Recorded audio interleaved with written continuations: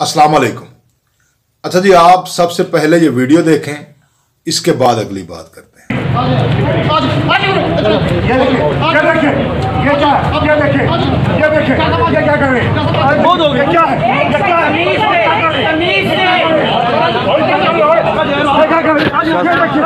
ये थे मोहतरम शाह महमूद कुरैशी साहब, जिन्हें जमानत होते ही अहाता अदालत से फिर गिरफ्तार कर लिया गया।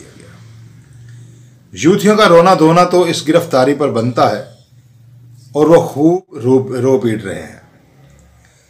यकीनन ऐसी तमाम गिरफ्तारियों की हम भी मजम्मत करते हैं, लेकिन हमने जब थोड़ा पीछे नज़र दौड़ाई, जब पीटीआई का दौर हुकूमत था, इमरान खान साहब वज़ीर आज़म थे, तो उन्होंने ऐसे जुल्म कर रखे हैं जिनकी सजाएं आज पूरी पीटीआई भुगत रही है। 10 अक्टूबर 2022 मौलाना जमालुद्दीन, ना इन्होंने फौजी तनसीबात पर हमले किए, ना पुलिस पर पेट्रोल बम फेंके, ना फौजियों के मुजस्मे जलाए, ना जीएचक्यू पर हमले किए, लेकिन इन्हें खान साहब ने सिर्फ ताकत के नशे में चूर होकर सिर्फ इन्हें ही नहीं, बहुत से उलमा कराम को ऐसी सजाएं दी, धक्के मार मार कर बख्तर बंद गाड़ियों में बिठाया।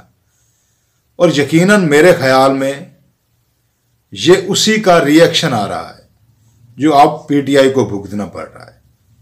मौलाना जमालुद्दीन की वीडियो देखिए, आपको पता लग जाएगा कि पीटीआई को इस वक्त किस चीज की सजा मिल रही है।